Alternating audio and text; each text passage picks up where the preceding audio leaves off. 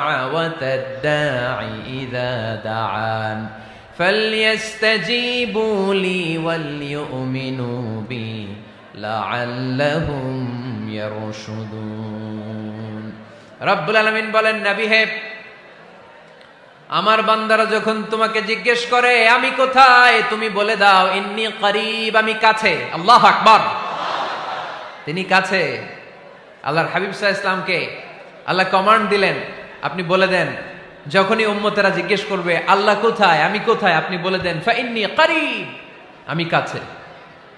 আরেক জায়গায় আল্লাহ ব্যবহার করলেন আকরাব, কাছে না। করিব মানে কাছে, আর আকরাব মানে সবচাইতে কাছে।